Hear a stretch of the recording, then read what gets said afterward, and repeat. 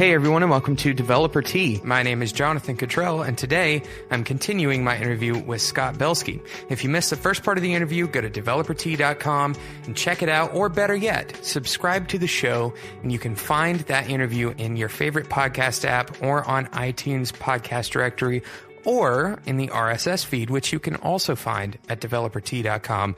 I really enjoyed my interview with Scott. If you didn't hear the first part, Scott is the VP of Products and Community at Adobe, and he also was a co-founder of Behance back in 2006, and he is also an author, just a ton of other things that he has going on. So let's get to the second part of the interview with Scott Belsky. While you're listening to this part, make sure you tweet at Scott, and if you have not yet subscribed to the show, do so in your favorite podcasting app. Let's get to the interview. So most of the people listening to the show consider themselves programmers, developers, whatever you want to call that. We code as our primary means of creation on a day-to-day basis.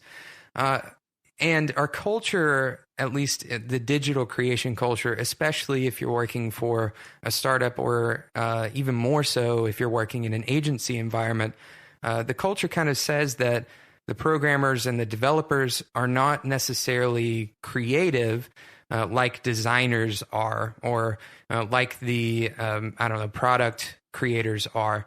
And I don't agree with that for a few fundamental reasons. And I talk about this in a book that I'm working on.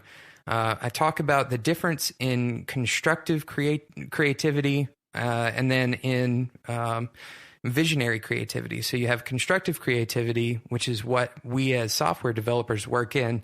We're working in more concrete terms. And then you have visionary creativity, where the concrete terms are not defined yet. What would you say is the best way to describe this kind of creativity for developers, and how can developers work better with visionaries to understand the things that they need on a day-to-day basis?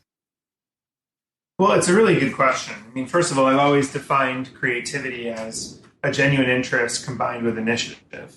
So you have something that you really love, and if you have a real deep sense of initiative, you're going to just continue to play with it and innovate with it and push it to its edges, and that's creation. When it comes to the relationships between developers and their teams and the roles that developers play in projects, it's hard to generalize because I worked with so many different types of engineers and designers, and people assume different roles. But if I were to try to generalize a few takeaways, it would certainly be that when you work with someone, an engineer, someone who on the development side of a project who is who really believes that there's a way to do everything, and it may be very expensive, and it may be very time consuming, and it may not be scalable, but there's a way to do everything. That's such an attitude that adds value to the chemistry of a project, very much like in improv when they teach you never to say no. When you're doing improv with people, the golden rule is never say no. Always say yes and. If you say something and I just want to take it to a new plane, I say, yeah, and then I bring it to a new place. Mm-hmm. And similarly, to evolve a great great chemistry in a creative project, oftentimes it is the developer who says no because they're like, oh, we can't do that because of, and there's a million reasons why you can't do anything in technology, right? Sure. Starting with the fact that it hasn't been done before, or I don't know how to do it. But if you there's just the people that I've had the greatest experiences working with as developers are those who say, yeah, let's figure that out. And yes, here's some questions we have or problems we may run into, but let's jump in. Yes, we can find a way. And because it's just an attitude. And sometimes you can't find a way that's scalable, but in the process, you learn something. And so I think that's a very important attribute to bring to a creative project if you want to do something new. Absolutely. You know what? I couldn't be happier with that answer, and here's why. The title of the book is Hacking the Impossible. And the reason I decided to title it that was because The word impossible is so misused so often in this industry. We say something is impossible, but if we really thought about the reality of that word, very often that's not true. In fact, almost never is that true. Impossible means that it quite literally could never happen in any scenario, right?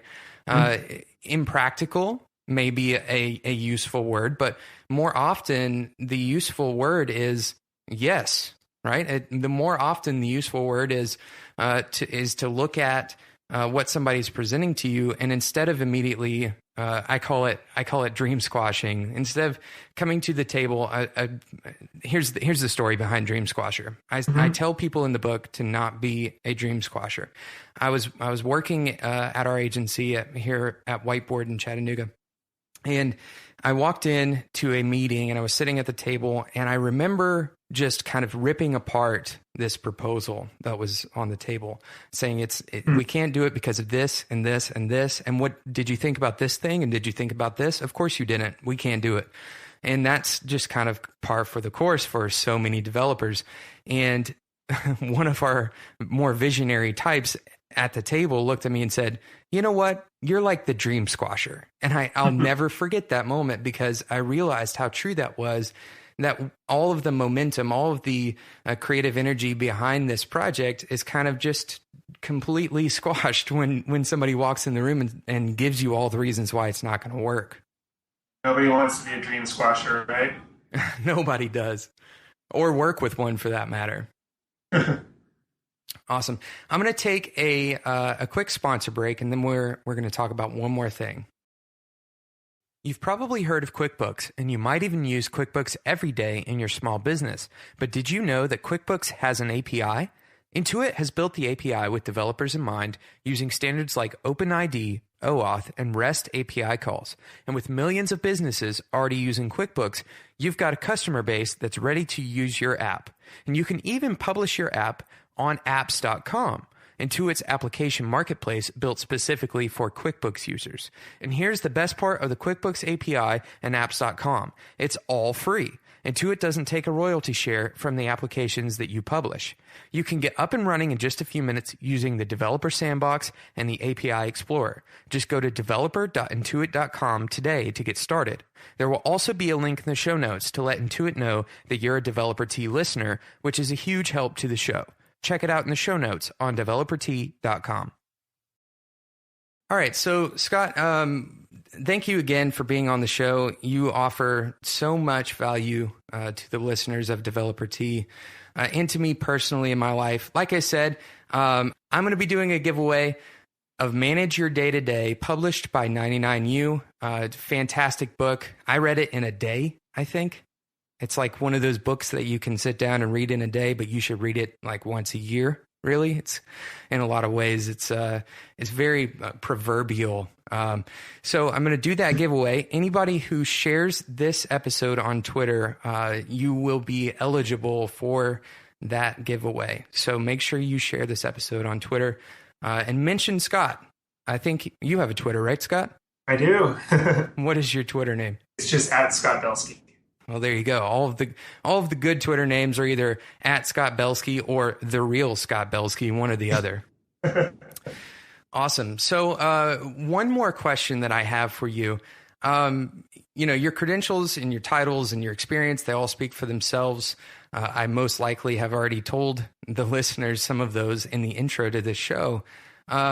So my question that I have for you, you've been interviewed probably countless times. What would you prefer for people to ask you? And kind of flipping the interview on its head here. What do people not ask you that you wish they asked you more often? As an entrepreneur, you mean, or? Sure. Well, in any scenario. You mean just like in an interview specifically? Oh, in an interview specifically. That's a good question. I feel like I get asked so many different things, and I think one of the questions is, what are you most proud of? Because you know that sense of pride you can get sometimes where you're almost like teary-eyed because you're so like proud of something.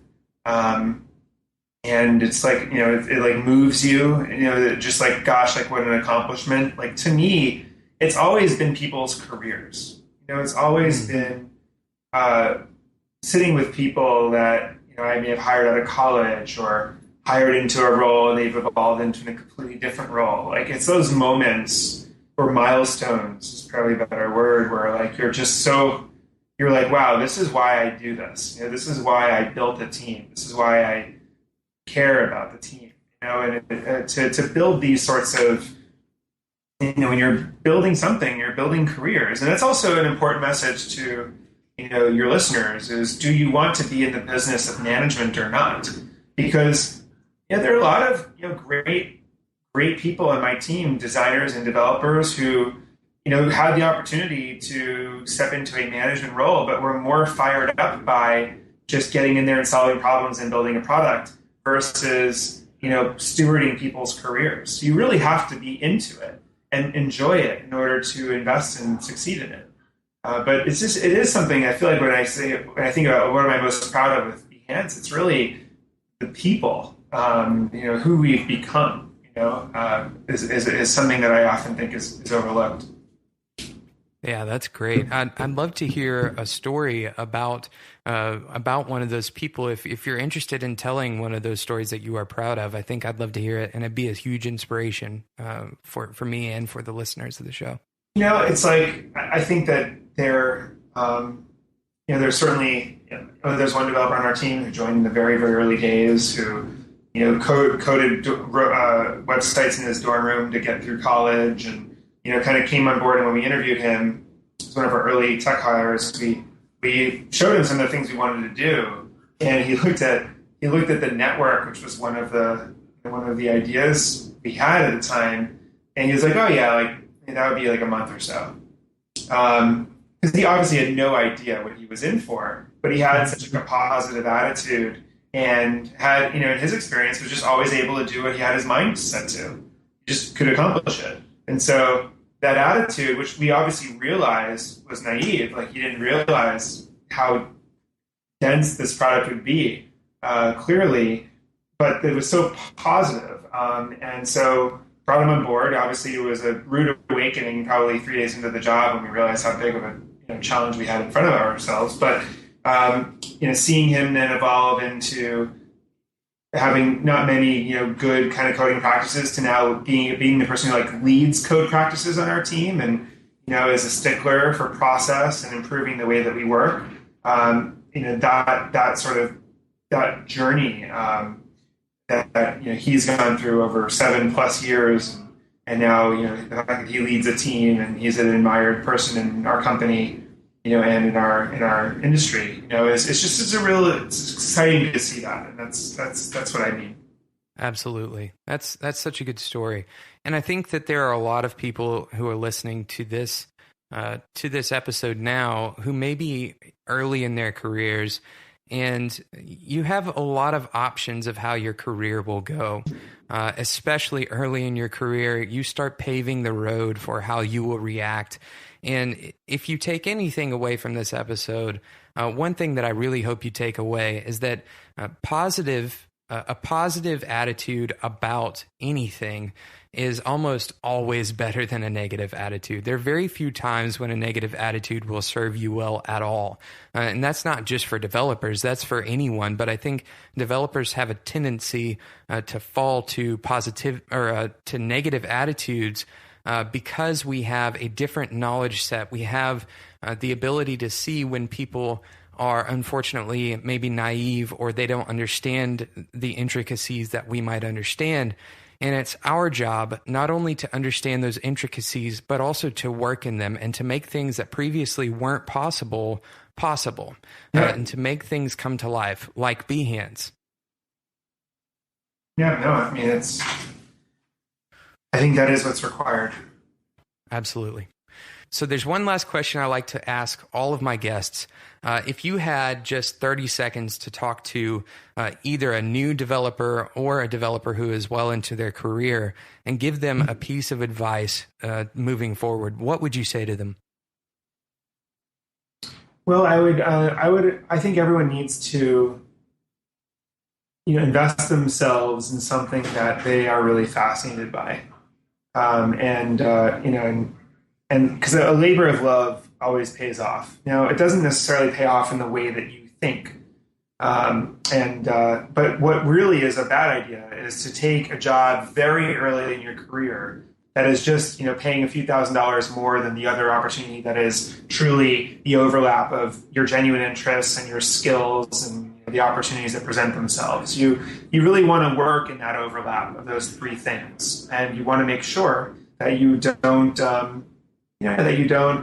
think short term. Long-term greed is the path towards a successful career and financial return, which means being in for the long term, having a loyalty to your team, doing something that you are genuinely interested in. Those are the things that I encourage people to think about as they're navigating their career.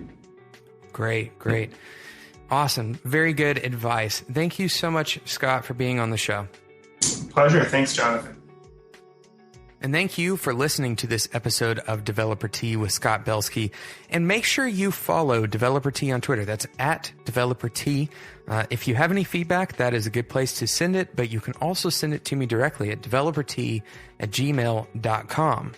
Remember, you can share this episode on Twitter and mention at Scott Belsky in order to be eligible to win a copy of Managing Your Day-to-Day, an incredible book full of insights published by 99U. Thank you so much for listening to Developer Tea, and until next time, enjoy your tea.